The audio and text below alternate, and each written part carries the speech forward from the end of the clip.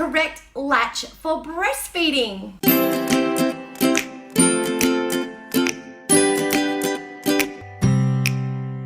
Hi ladies, it's Abbey McKenna here from Ready, Set, Mum, and today I'm going to talk to you about the correct latch for breastfeeding. We're also going to discuss some different holds for breastfeeding that you and your baby might like to try, and I'm going to tell you some ways that you can identify whether you have an incorrect latching technique. Now, it's really important to try and get the correct latch from the beginning. For some mums like me, it takes a little bit of time for your baby and yourself to learn the correct latching technique for breastfeeding, and that's absolutely okay, but it's really important to try and get correct habits between yourself and your baby so that breastfeeding can be a breeze later on if that is what you are choosing to do.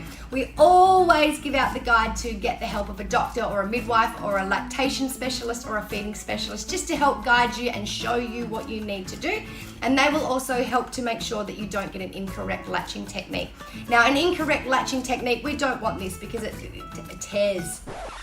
tears your nipples apart, okay? And also to make sure that your baby is forming good habits and getting a really good milk supply. Because let's face it, it's their life source. So if you're choosing to breastfeed, we need to make sure that we're doing it as well as possible. I'm going to show you right now how to get a correct latching technique. All right, ladies, for the purposes of this, I'm actually going to prop myself up because you need to see my boobage area. Now, when I had my first daughter, Ayla, my boobs, whoa, they were massive. And my areolas, so the dark circle on the outside of my nipple, was actually bigger than Ayla's head. So although we're going to be talking about guidelines, everyone's nipple size and things are different. So just do what feels right and in relative to your nipple and your areola size, because, you know, we're not all made the same. All right, ladies. So my very first thing, get comfortable. I remember walking in, seeing my friend for the first time in a hospital. She had a preemie baby and she was on a wooden chair and she was like this. And I'm like, oh lady, went and got her a big cushy chair, plenty of pillows and a footrest. Be in a nice situation where it's nice and warm, nice and cozy and dark, quiet, calm, and get yourself as many pillows or a comfy chair or prop yourself up on the bed. Whatever you need to do in order to make yourself comfortable is really important. Get comfy. Second, feeding pillows, nursing pillows are the absolute bomb, right? They make life so much easier, especially if you're breastfeeding for the first time. It can be awkward, right? You don't know where to put your elbows and put your, and everything's all over the place. You can use nursing pillows to support your arm that's supporting your baby. You can also use nursing pillows underneath to support your baby here. There's plenty of options out there. Great nursing pillows available. Try a couple of different ones or ask your friends which ones they like. We've got some here that we are going to recommend very soon on Ready, Set, Mum, so make sure you check that out. Now, really important, you're comfy, you've got your pillows. It's really important your baby is quite tiny and fragile at the moment, and their head's probably a little bit, right, like floppy like a baby bird. So you need to support their head, their neck, and their back, and you can do that using your arm. You then bring your baby to your nipple, not the other way around, okay? You don't want to be hunching over your baby like this. You want to bring your baby to your nipple, and not just its head, but its entire body comes as close to your body as it possibly can. To get your baby to open its mouth, just flip your nipple or gently rub it on the upper lip, and that will create an instinct in your baby to open its mouth. Keep doing that until your baby opens its mouth wide, okay? We don't want fish lips, we want a wide mouth. And hung out, all right? And to encourage them to get the tongue out, that's when you sort of flip your nipple, like that. Now, in order, can you see that? Other hand, right? Now, in order to do that, you've got your baby here, if this is how you're choosing to do it. Get your boob in a hamburger hold. Hamburger, all right? And you will gently rotate your baby's mouth up like that so that it can latch properly. It needs to take a whole heap of breast tissue into its mouth in order for it to get a proper and comfortable latch and a really, really good milk supply. And there you have it. That is the correct latching technique. So once you've got the correct latching technique, just look down and check that your baby's airways are open. What you will get really, really good at, and it can feel really awkward for a start, ladies. This is why we say get comfortable, get people to help you if you need to. I had so much trouble breastfeeding that my partner would help me, my brother-in-law would help me for a start, and they would make sure that I was latching and help me with all the awkwardness. Enlist help, right? It takes a village, and just make sure that their airways are clear, especially if you're like me and have ginormous boobies, right? My boobs were just so massive. They were so massive, and all you need to do is put a little bit of a finger or get someone to do it on your breast so that it opens up an airway between its nostrils, okay?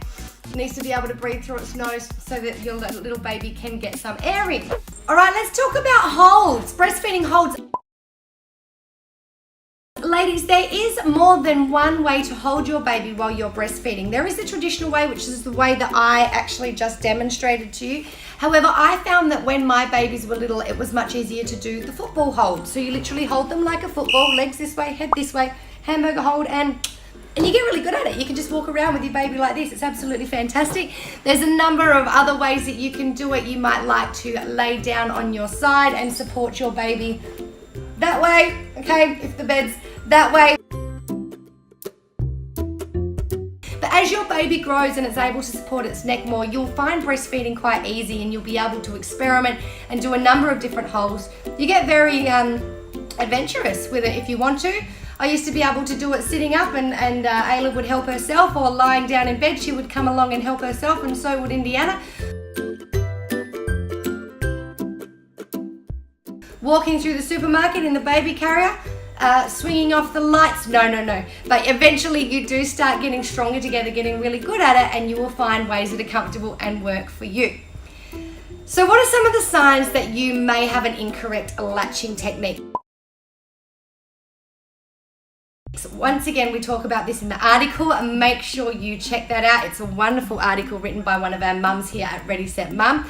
But a number of things to look out for is that your baby's ears should actually be moving so that it is swallowing. If you were to look at your baby from the side, or if someone was looking at your baby from the side, you would actually see that their tongue is coming out past their lip, like that.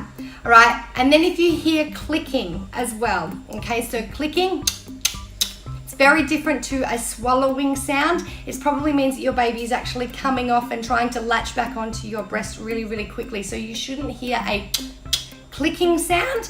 You would actually be able to hear and see your baby swallowing. And once again, lips, okay?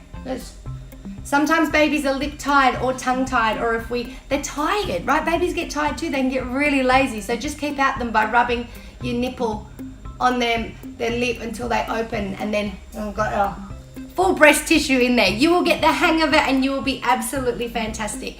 Now, some final little tips, especially if you are having trouble breastfeeding, or if you want to best set yourself up for success, make sure, like we said, the calm environment, but mums, make sure that you are calm.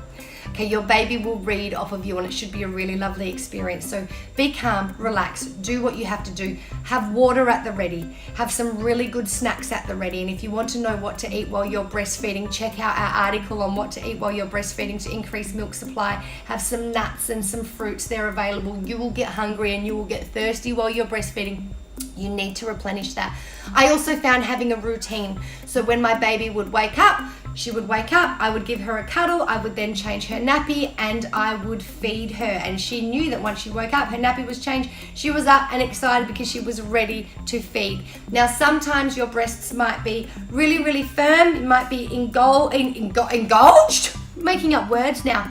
Engorged or full of milk, so you might find that you need to drain some milk from your breast before that, or utilize a breast pump to get a little bit of milk out so it's easier to put the tissue into your baby's mouth because it may be too firm. Some people also, their nipples are a little bit short or a little bit fat, and then baby can't quite get them in their mouths. They might be a little bit inverted, so you might like to use a breast pump to thin that and make your nipples a little bit longer to make it easier for your baby. And then we discuss a whole heap of other tips and tricks in the article here at Ready Set Mum. But let us know about your experience with getting your latching right with your baby. What were your problems? What were your solutions? Of course, check out the other great breastfeeding articles we have here at Ready Set Mum.